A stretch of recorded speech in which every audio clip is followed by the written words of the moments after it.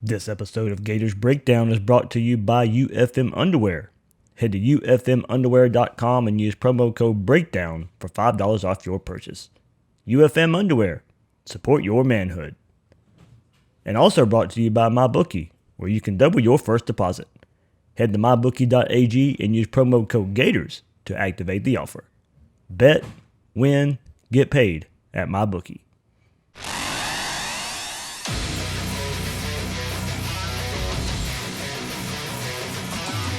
Gators Breakdown, the Gators fan podcast, because there's never a dull moment in Gator Nation.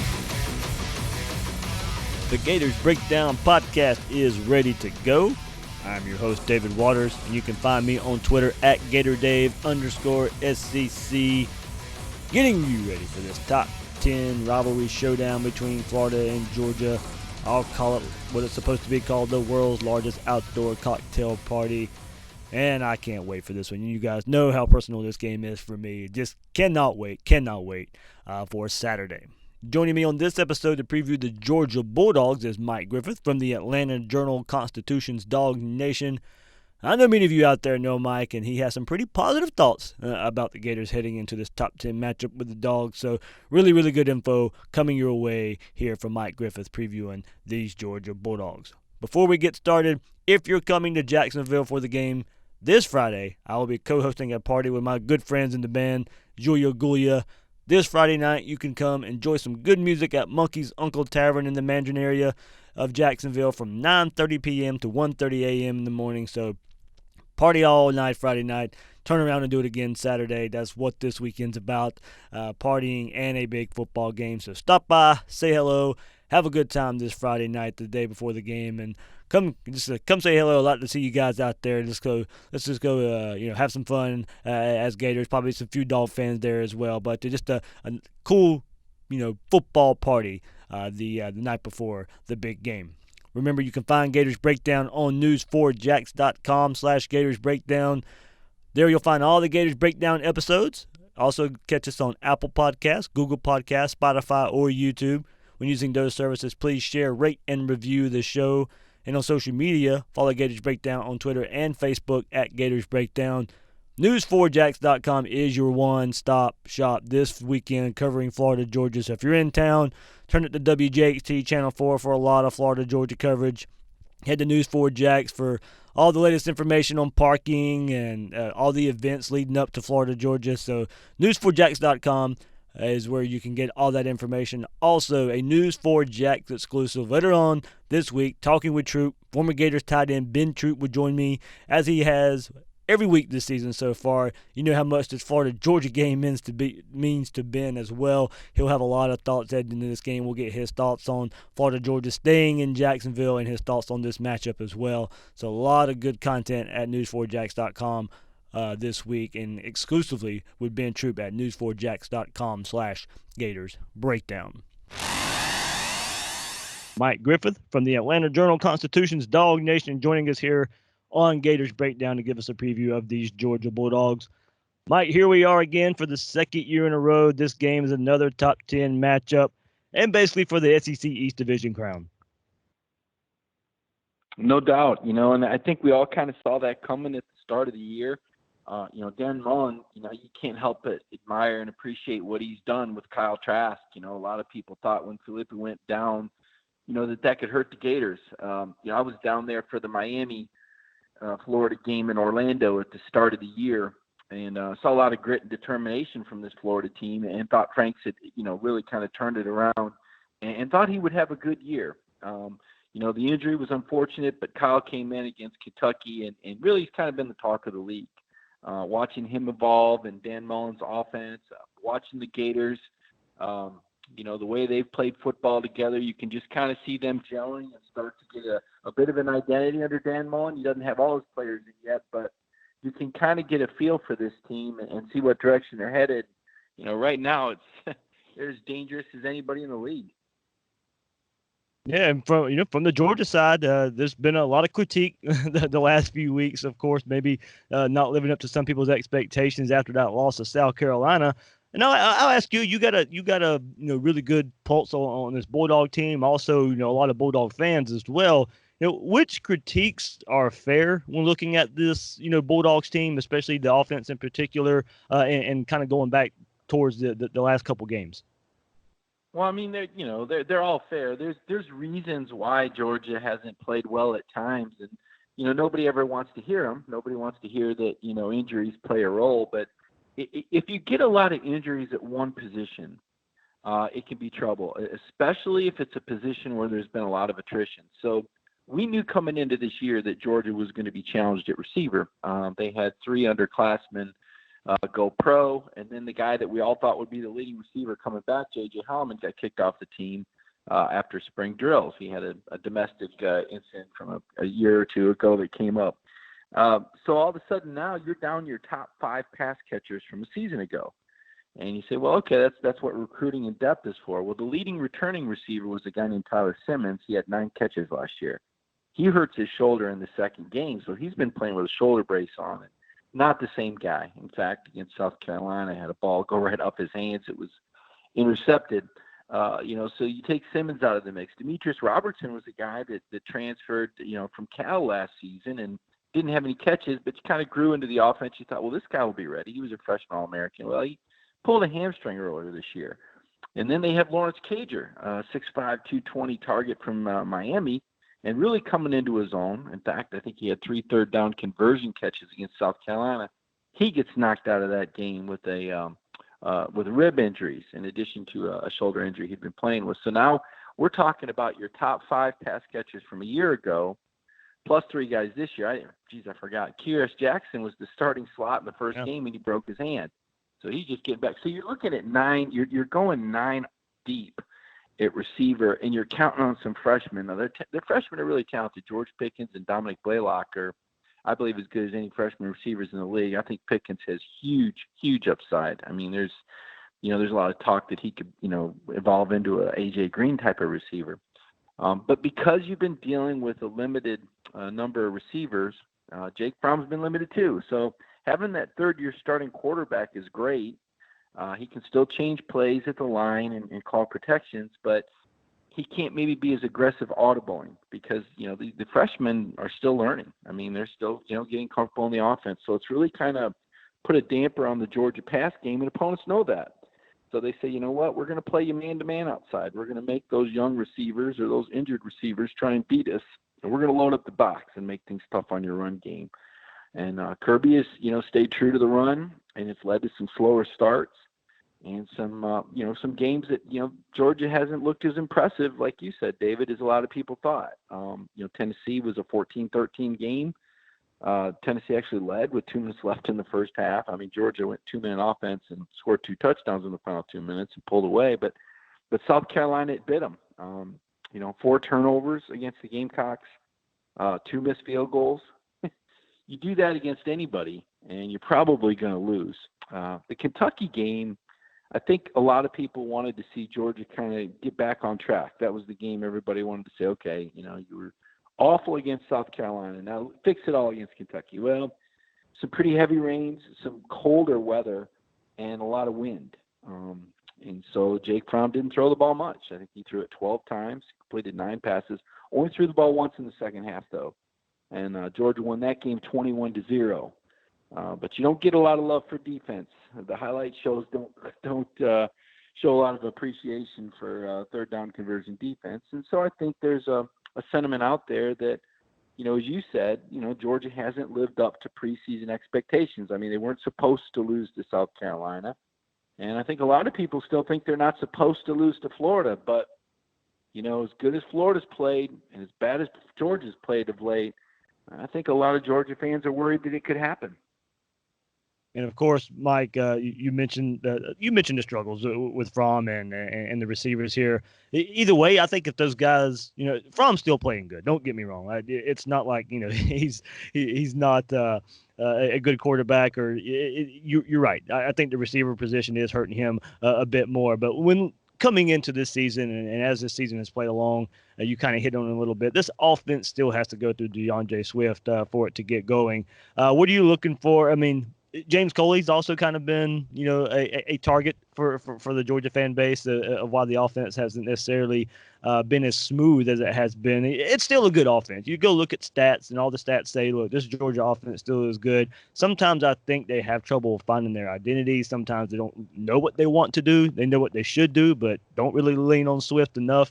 With a bye week, coming off of a bye week, the second half of the season, the hardest part of the schedule for Georgia coming up, starting with this Florida game, you think we'll see a renewed sense of urgency to get DeAndre Swift the ball even more and rely on him even more? Well, there's really only so much. Georgia doesn't look at it like they're going to have a back carry the ball 30 times. I mean, Swift's going to touch it a lot. I would say, 18 to 25 touches between what he can do as a receiver as well as a running back out of the backfield. He's kind of stepped forward and emerged as a team leader. Coley's been criticized, but the reality of it is this is how Kirby Smart's built this team. I mean, Coley can call the plays he wants, but it's going to be within the framework of an offense that Kirby's going to dictate, and he's going to say that this is going to have a power football element to it. Georgia's going to be able to run the ball. I mean, they went out and recruited this massive offensive line that averages 328 pounds a guy. That's to play power football and pass protect. That's not to run the screen game and pull and run hurry up for 60 minutes. So this is how Georgia's built. This is how, Kirby's kind of the architect of this program, the GM, if you will, and he's recruited this type of player to play in this pro-style, balanced offense. He believes that, that this is, Georgia's best formula to win a championship. And, if you look at the last two games against Alabama, they've kind of been on the doorstep, and I'd say even if you look at how Auburn played LSU, Auburn came pretty close, and they're about as close to Georgia personality-wise as anyone as far as their run-pass balance. So I guess it remains to be seen. Don't even know if Georgia will get to LSU or Alabama. I mean, they got to go through Jacksonville, and it was a big win for the city of Jacksonville to keep that game away from Kirby and Athens another 2 years. The Georgia administration likes that money. A lot of the Georgia fans love that area of the country. They enjoy that tradition. It cost Georgia a huge recruiting weekend. Pretty clear that Kirby Smart. It's not that Kirby doesn't like Jacksonville. He made that clear. He likes Jacksonville. He's got great memories of there, but it comes at too great of a cost for Georgia. So that was a big win for Florida. And I think it's still an advantage for Florida to play that game there. You're talking to the Gators players at SEC Media Days the last 2 or 3 years, and they all say the same thing. They love it. And so that's an intangible that favors Florida a little bit. I think the momentum favors Florida. But Dave, it's going to come down to who plays. It's going to come down to turnovers. I mean, if Georgia turns the ball over, twice and Florida doesn't turn it over, Florida will probably win. If Florida's up 2 in the turnover margin. The other stat that's out there is the team that rushes for the most yards, won 13 straight. Florida hasn't been as consistent, but they've had some dynamic runs. I think they've had 3 runs over 70 yards. So they've got an explosive offense. And P. Ryan, to me, I was impressed with him in that Miami game. I mean, this is a guy that, he's explosive, man. He doesn't need much of a hole, and he can really take the corner from you. So when you got a gamer like that, and Dan Mullen with what he's done with the offense, I mean, Florida's, I say it's, the potential for upset. Florida's actually ranked higher than Georgia's. I think Georgia's favored by anywhere from 3 to 5. I mean, this looks to be a shootout. Yeah, it can surprisingly turn into a shootout. I can see that too, where DeAndre Swift kind of goes crazy and Kyle Trask continues to play well in a different kind of shootout with one team maybe running the ball for some big chunk yardage like Florida's been giving up the last couple of games, and also Kyle Trask continuing his play as well. Mike, one more look at the offense before I ask you quick about the defense. This offensive line, they've been battling. You mentioned the injuries at receiver. The offensive line's been dealing with some injuries too for the Bulldogs. What's kind of the health status coming into this game with those guys? Are they going to have their full complement, their 5 starters, or who they like to decide as the 5 starters coming into this Florida game? Yeah, this is as healthy as they've been, since the Vanderbilt game.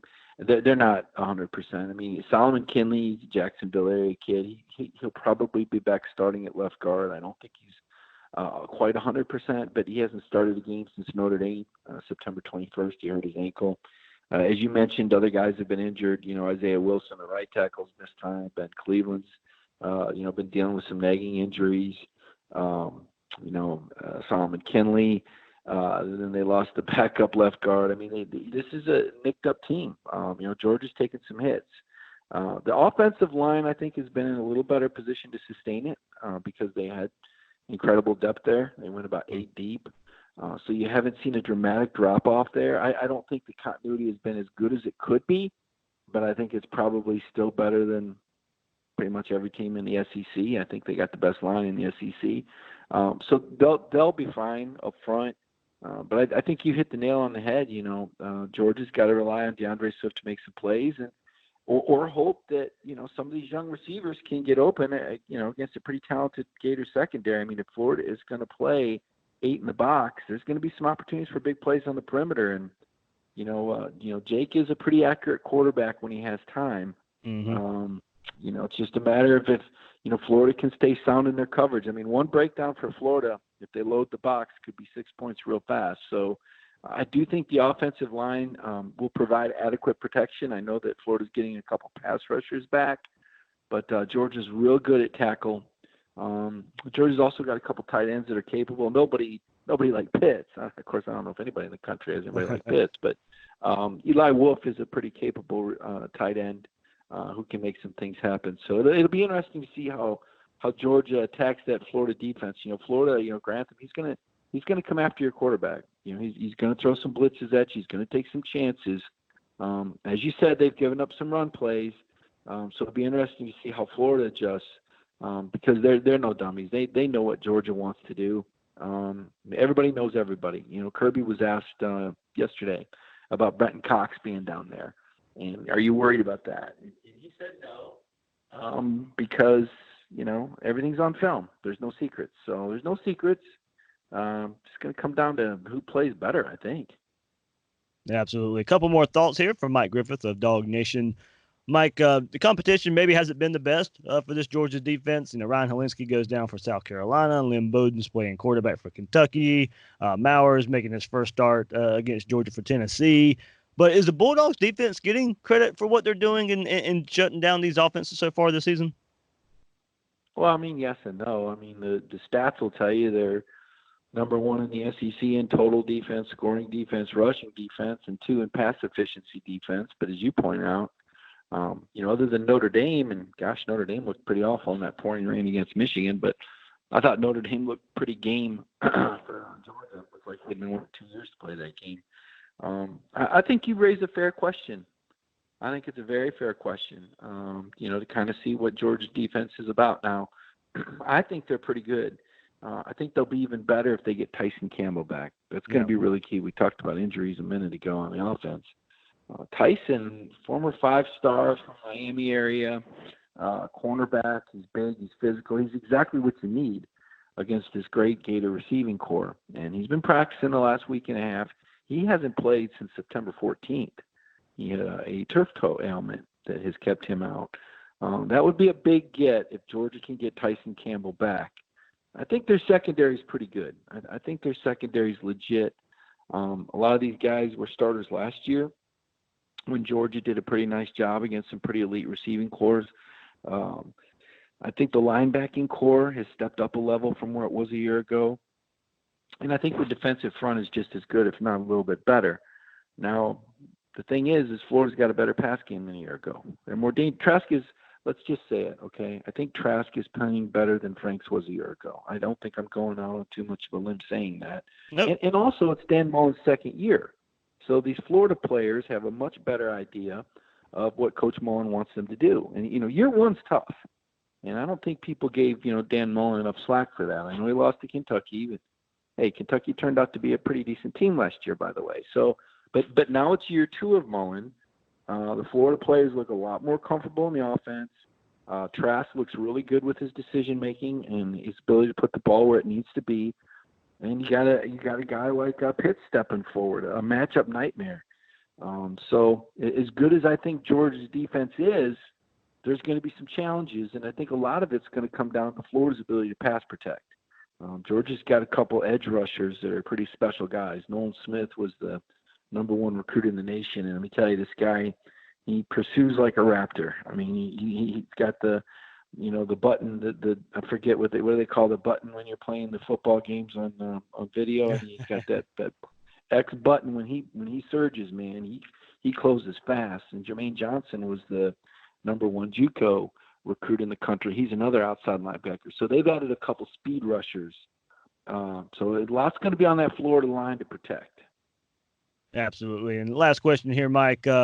Of course, this is not a do or die, you're going to lose your job type of game here. But, what type of pressure is on Kirby here? We mentioned the expectations coming into this season. And if you somehow lose this game to Florida, the SEC East is pretty much wrapped up for the Gators there. What kind of pressure is on Kirby to come out of Jacksonville with a win on Saturday? Well, I mean, from a job security standpoint, I don't think there's a lot of pressure on them in that sense. But right, I agree. I think it but when as you mentioned earlier, you look at the rest of their schedule, and I don't think I thought for a long time Missouri was going to be a losable game, but they've kind of gone in the tank this year. But I think Auburn is obviously a very dangerous opponent. That was a really good win for Florida, by the way. I don't think Florida got nearly enough credit for beating Auburn, but I think Auburn's going to be a really dangerous game for Georgia. They got to go down there in a couple weeks, and then A&M comes in here, and A&M's not playing peak, but hey, it's Jimbo Fisher, and that could be their last chance for glory. If you're A&M, you're not going to a major bowl this year. That's going to be a dangerous game. So you lose this game, you wonder what are the after effects, right? You wonder how many of these guys that are headed to the NFL are going to play the rest of the year. What kind of bowl game? We saw the response last year when Georgia went to the Sugar Bowl. They didn't want to be there. Yep. I mean, it says a lot when you go to a New Year's Six bowl and you don't want to be there. You don't show up, right? I mean, they were so disappointed. Oklahoma with whatever it was, the 109th defense in the country, and the Oklahoma AD on the College Football Playoff Committee. What do you know? They were so disappointed by that, that they didn't show up. That was not the same Georgia that you saw all year.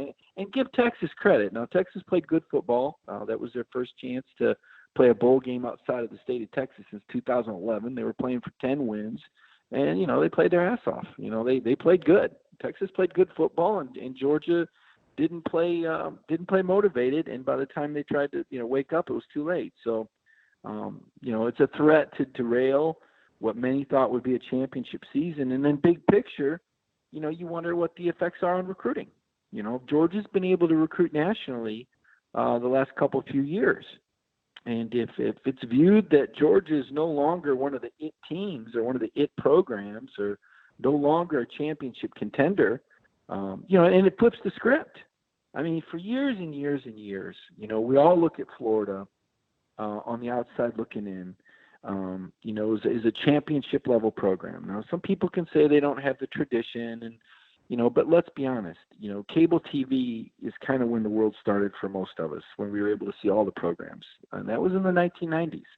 And that was when Steve Spurrier and the Gators were dominating like no SEC had done since Paul Bear Bryant. In fact, if Georgia were to win the East this year, Kirby'd be the first guy to do it 3 years in a row since Steve Spurrier. What Spurrier did was remarkable, inspiring. He's an amazing coach, and he set the bar amazingly high.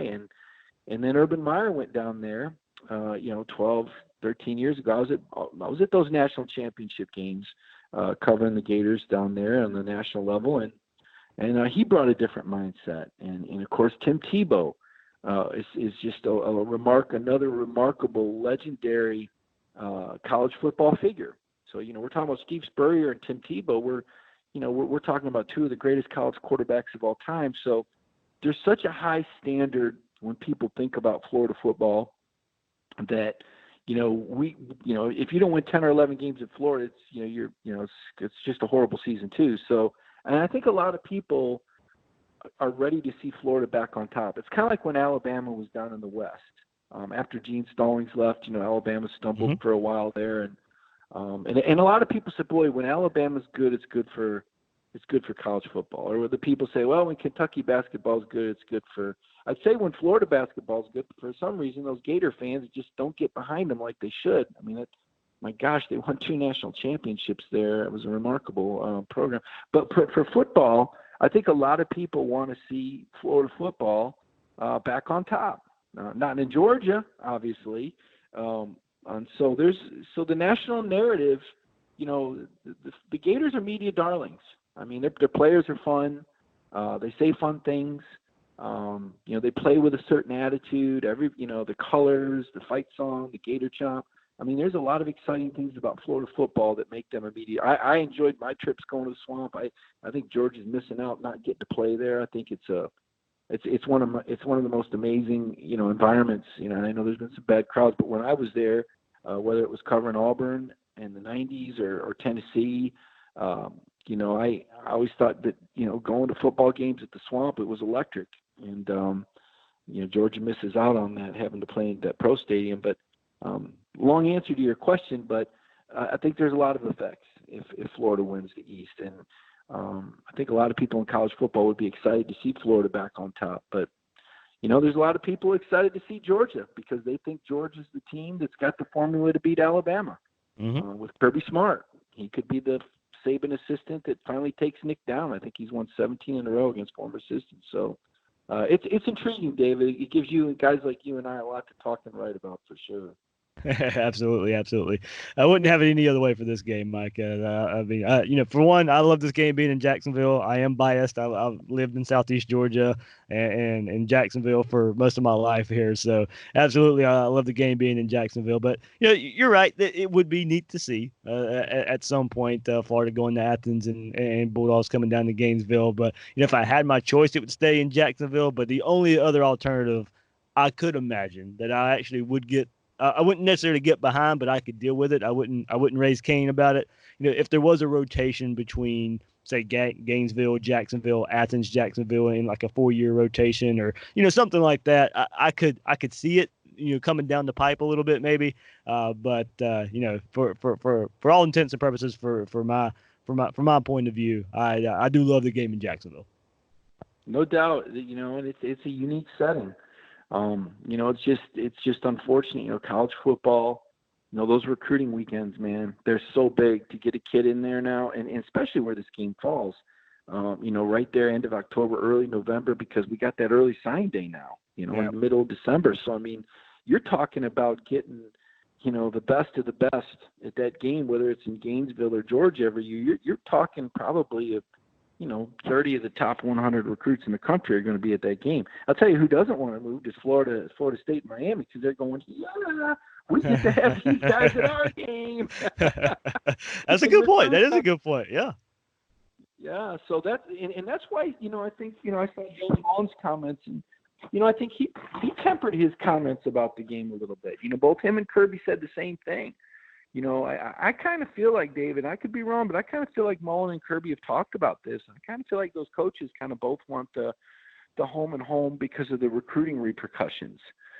Again, not because there's anything wrong with Jacksonville, but because of how important it is to them to be able to get 70 or 80 kids in there, and what would be the biggest, home recruiting weekend, just because of where the game falls. Now, if this were September, like when Florida plays Tennessee, those games in September aren't quite as important. But when it gets to November, that's when you're closing kids out, and that's why I think after 2023, if Kirby Smart's still the head coach at Georgia, I think that'll be it. Because both schools have to agree to this extension. But the fact that Jacksonville was able to get 2 more years out of this, even though Kirby's been at Georgia 4 years, and that says a lot for the city of Jacksonville and their ability to negotiate. So that's a big win for Florida. It's a big win for the Florida Gators too.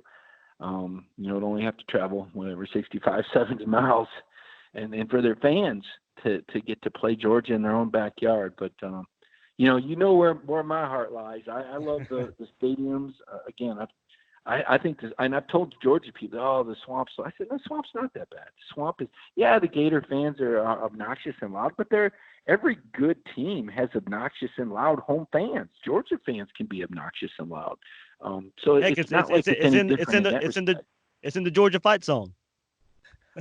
Right. And I think Athens is just an incredible destination too. So, that's the way I look at it. But being where you're from, for guys like you and Tim Tebow, I can understand why this game means so much to the folks down. And again, it's a big win for Jacksonville. You know, before they had an NFL team, I'm sure it meant even more.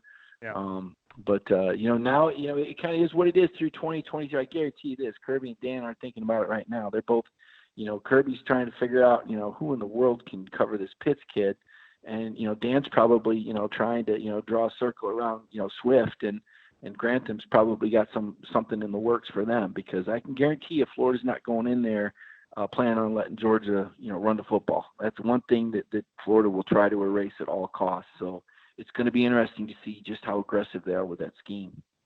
Yeah, it should be a fun top 10 matchup here in Jacksonville for Florida and Georgia. Mike, man, I can't thank you enough for joining me here again on Gators Breakdown for the second year in a row, previewing this big game, and I look forward to seeing you in Jacksonville on Saturday. Enjoy your work, David. Thanks a lot. I appreciate it. Hard to believe there's only about a month left of the college football regular season and almost halfway through the NFL season, so now is the time to get off the sidelines and get in the game with MyBookie. MyBookie is the premier place to bet on all your favorite pro and college football action every weekend. MyBookie always has the most up-to-date lines and the most prop bets of any sports book on the planet. So if you're going to bet this season, do the smart thing and bet with the best at MyBookie. If you're the kind who likes to bet a little to win a lot, then try a parlay. Pick your locks for the week, put them together in one parlay bet, and when they all come through, the rewards will be huge. Tired of watching the games from the couch with nothing to gain? MyBookie wants you to get your mind off of everything else and get in the game. So right now, double your first deposit at MyBookie. Use promo code Gators to activate the offer. Visit MyBookie online today at mybookie.ag. That's MyBookie.ag. And don't forget to use promo code Gators when creating your account to claim the bonus. Bet, win, get paid at MyBookie. And guys, you have got to try UFM underwear. Underwear for Men is the only brand of men's underwear that offers both isolation and support, all while keeping you cool. Unlike other pouch underwear brands that have thin mesh panels or pre-sized pouches, Underwear for Men's patented pending design prevents skin-on-skin contact and eliminates chafing, and the drawstring pouch can't be felt from the inside or seen from the outside. Underwear for Men is a state of Florida company, so you're shopping local when you buy UFM underwear, and they have you covered no matter the activity. Everyday underwear, athletic underwear, work underwear, or medical underwear. Underwear for Men is made for it all in sizes up to 5X. So try your pair now. Head over to ufmunderwear.com and use promo code BREAKDOWN to get $5 off your pair of UFM underwear. UFM underwear. Support your manhood. All right, let's take a look at this game and some things that how I see playing out here. Georgia's offense has been a hot topic for the past couple of weeks, and for good reason. After averaging nearly 48 points in their first 5 games of the year, the Bulldogs have managed to put up just 38 the past 2 games against South Carolina and Kentucky combined. And looking at this game, guys, we know it's obvious what the Gators must do to win this game. It's not rocket science here, especially on the defensive side of the ball. The Gators are going to have to limit Georgia running back DeAndre Swift. Coming into this game, the Georgia offense is running through him. He is the player right now that makes this Georgia offense click when it's at its best. This season, Swift is averaging 6.8 yards per carry on 110 attempts for 760 yards and 7 touchdowns. Also has 13 receptions for 148 yards and a touchdown there. Most recently, Swift, he earned SEC Offensive Player of the Week honors a couple weeks ago in Georgia's last game against Kentucky, carrying the ball for 21 times for 179 yards, an 8.5-yard average in the win over the Wildcats. This was the highest output for Swift since he piled up a career-high 186 yards on 17 carries during the win over Auburn last year. So, also go back to last year versus Florida. Swift finished back then, which was a career high, for 104 yards on just 12 carries for an 8.7-yard average, and had a big run late to seal it for the Bulldogs. So while Florida is 4th in the league in stopping the run at 124.1 yards per game on the ground, Florida's given up some big yardage in each of the last two games, as we know. 435 yards to be exact. Florida gave up 218 yards on the ground in the loss to LSU, 217 yards to South Carolina. In the other 6 games this season, only 2 other teams rushed for over 100 yards on Florida. That was Kentucky with 140 and Auburn with 124. So 558 yards allowed in the first 5 games for this Florida defense, 435 in the last 2. That has to change there. So, we'll see the game plan for Todd Grantham in this defense. I think we can all see stacking the box, bringing up a safety to help this run defense, making Jake Fromm beat you. He's coming off his 2 worst performances of the season. South Carolina game was good in the stat column besides the 3 interceptions. And you can make the case only one was totally his fault, and the Georgia side likes to point to the rain as being the main culprit for the poor play versus Kentucky, where Fromm went 9 of 12 for only 35 yards. And I can see that point of view, but I'm also inclined to believe that some of the issues that were in previous games reared its head in South Carolina and the Kentucky game. We talked about it with Mike. This Georgia wide receiver core, nowhere near the group they had last season, battling some injuries, having to go deep with depth here. Offensive coordinator James Coley looks really indecisive at times, not sure what he wants to do at times with this Georgia offense. I think tie all that in with an offensive line that has been banged up as well, inconsistent at times because of that, I think has really had an effect on Jake Fromm. Don't get me wrong, this offensive line for Georgia is still playing really, really well. They're ranked second nationally in giving up only 4 sacks through 7 games, 3 of them versus South Carolina. And Georgia leads the SEC at 237.1 rushing yards a game. So, they've been banged up, they've been inconsistent, but still a really, really good offensive line battling some injuries there. So, in looking at this Georgia offense and finding ways to slow it down, I'm looking at first down here, and credit to Dawg Post here for a look into Jake Fromm, but 45% of Fromm's passes have come on first down, which sort of kills the notion that Georgia's offense is predictable and only goes run, pass. So, yes, slowing down DeAndre Swift is the formula for Florida winning on Saturday. Slowing him down on first down is the key. He averages 7.9 yards per carry on first down, almost 8 yards a carry on first down. Compare that to 6 yards per carry on second down and 4.3 on third. Also, 8 of his 13 receptions have come on first down. So, now with that production on first down, you'd think that would set up the Bulldogs with a high conversion rate on third down since they're gaining big yardage on first down. But they're only converting about 43%, and that's good for 38th in the country. Not terrible, but for a team that moves the ball so well on first down, you'd expect that to be a little higher. So, Gators defense needs to win on first down, force third and long, and limit Georgia and how much they can use their play-action passing game. Fromm torched Florida last season on third down and a few third and longs as well. So go back to his performance last year versus Florida, completed 17 of 24 for 240 yards, 3 touchdowns. All 3 touchdown passes came on third down to a deeper wide receiver core. Fromm won't have that luxury this year. So if the game plays out similar to last year, that's really kind of the only reason I'm going back to last year is I can kind of see it playing out a little bit of the same way. And if it does, you have to I think Florida did a pretty good job at getting Georgia to some key third down situations, just weren't able to capitalize. So get Georgia in these third and long situations. You have Grenard and Zuniga coming back. Marco Wilson and C.J. Henderson both missed the game last season. Take all that, and I think the Gators can feel confident in that situation with Fromm and this Georgia wide receiver core.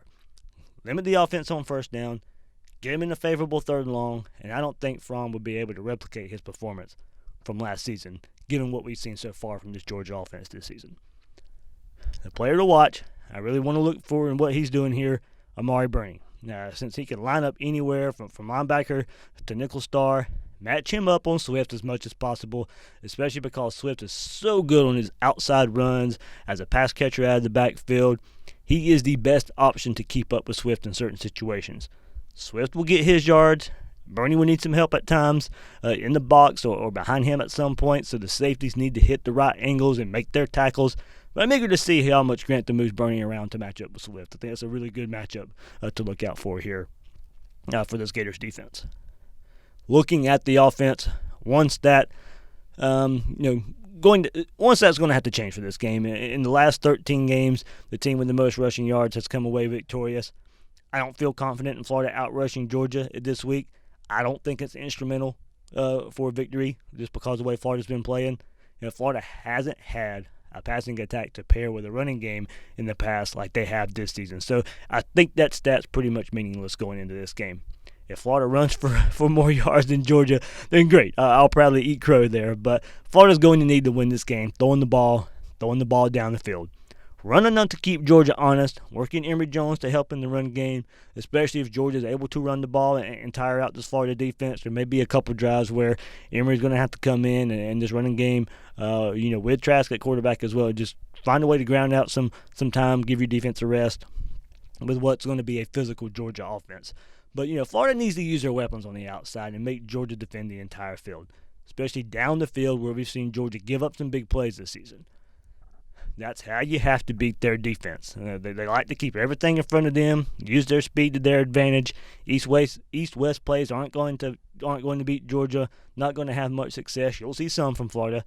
Especially with Kadarius Toney coming back. I think you can see him in the screen game a bit. Some sweeps as well from him, Hammond. In that situation sometimes, but for the most part, East-West plays aren't going to beat Georgia. This Georgia defense is fast.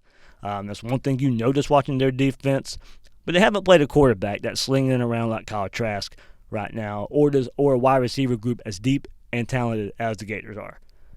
Georgia has had the benefit of Ryan Helinski going down when they played South Carolina. They basically moved a wide receiver to play quarterback in their loss to South Carolina. Helinski completed 15 of 20 passes for 116 yards and a touchdown before leaving that game in the third quarter. Georgia got the benefit of playing Kentucky wide receiver Lynn Bowden making his start there. Brian Maurer making his first start for Tennessee versus Georgia there. So, Georgia's had a little bit of benefit of not necessarily playing some good quarterbacks so far. Ian Book from Notre Dame is the best quarterback they've faced so far this season. They did a good job limiting him to 5.9 yards per attempt, 9.5 yards per completion. Notre Dame ranks 34th in the country in yards per pass attempt with 8.1. Florida's only marginally better there at 8.2, but against much better defenses. So, simply, for me, Kyle Trask is much better throwing the ball than Ian Book. And since we're discussing the Notre Dame offense a bit here, because that is the best offense Georgia has faced so far this season, their tight end was a match-up nightmare for Georgia.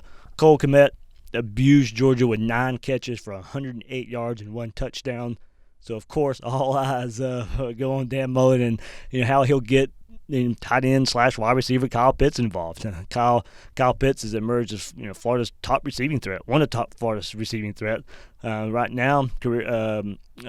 Culminating a couple weeks ago, career high 108-yard breakout performance on just 5 receptions. All went for more than 15 yards against LSU.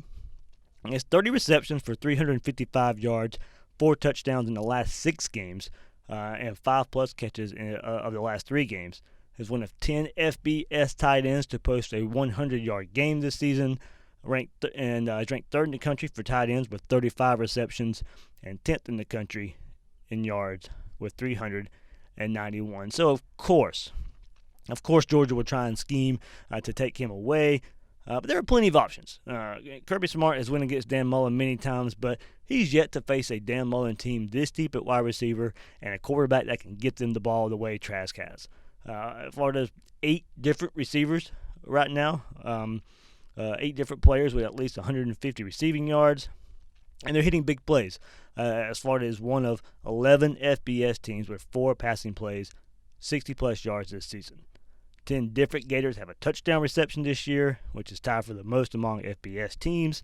So Georgia may try and take away Pitts. They probably will at times, but you have to feel comfortable that Trask and Mullen can find someone else to produce. Kyle Trask should have time to find these receivers as well. If you listen to the last episode, Will Miles and I went into Georgia's lack of pass rush and sacks, and some of that is by design. Don't get me wrong. It is. But you have to imagine they still want more pressure from their defensive ends here. So Georgia has 16 sacks overall for the season. 10 of those sacks have come against Murray State, Arkansas State. Only 4 sacks the last 4 games 3 of those versus Tennessee. So 13 of their sacks have come versus Arkansas, Murray State, and Tennessee. So, we'll see here. This is really nothing new for the Georgia defense. Getting to the quarterback, it's been a sore spot for otherwise great defense the last couple seasons here. They still haven't allowed a rushing touchdown this season, and the only team in the country that can say that. So, overall, I feel with all the weapons outside and a couple of weeks to prepare, Mullen has something cooked up, and it'll be up to the players to execute that plan. So, one thing I think that must happen this game is getting off to a fast start. Last season, Georgia was able to jump up to a 10-0 first quarter lead. Florida had a chance if they hit that flea flicker from Franks to Van Jefferson, but you go to the year before that also when Mullen was at Mississippi State with much of this same staff. Got trounced by Georgia 31-3. Bulldogs were up 14-0 in the first quarter. So while it wouldn't be nice to put up points, Grantham also doesn't need his trademark slow start here. We've seen that too many times from Grantham. I like Grantham overall, but the slow starts really get to me sometimes. And Florida's done a great job on offense by scoring in the first quarter in all 8 games, and in 6 of those games scoring a touchdown in the first quarter. So it'd be nice to see if Mullen and Grantham not actually had to play from behind this time against the Georgia Bulldogs. All right. All that said, here we go. Going with a 27-24 victory for our Florida Gators. I think the Gators continue to ride some momentum heading into this game. Dan Mullen knows the importance of this game, has something dialed up for a Gators win. Grantham has his pieces back on defense. That will make a huge difference in limiting DeAndre Swift. As I said, he's going to get his yards. He's too good not to. But Florida will limit him enough, and the Georgia passing game won't be able to capitalize like they were last season. And Florida comes away with a 27-24 victory. So there we go. That's how I see this game playing out. Hopefully I'm right. We can talk about a Gators victory here on the next Gators Breakdown. So let's take a look around the SEC and around games of note as well. Of course, FSU Miami at 3:30, same time as Florida Georgia. So not many eyes will be on FSU Miami from the Gator side of things, or probably the nation either, as all eyes will be in Jacksonville for Florida Georgia at 3:30, the same time as FSU Miami. So you have to go back and watch it, or have it on a side screen, keep up with it on your phone or something. But too bad that game is at the same time as Florida Georgia. And as far as around the SEC, Texas San Antonio at Texas A&M, not much there. Mississippi State at Arkansas, the game's at 4 o'clock, 7 o'clock. Ole Miss and Auburn, see how Auburn bounces back from the LSU loss last week. 7 o'clock as well. UAB and Tennessee, pretty good UAB team there. See if Tennessee can keep up and keep up with their off their big victory versus South Carolina last week. And speaking of South Carolina, they host Vanderbilt at 7:30 on the SEC network. So here we go. All right, big game. Big game's finally here. Florida, Georgia, top 10 matchup. World's largest outdoor cocktail party. I think you guys can tell I'm ready for this game. So thanks for listening to this episode of Gators Breakdown. Can't thank you enough. If you can make it Friday night, Monkey's Uncle Tavern in the Mandarin area of Jacksonville, stop by, say hello. Let's have a good time, and let's go beat those dogs. So guys and girls out there, thanks for listening to this episode of Gators Breakdown.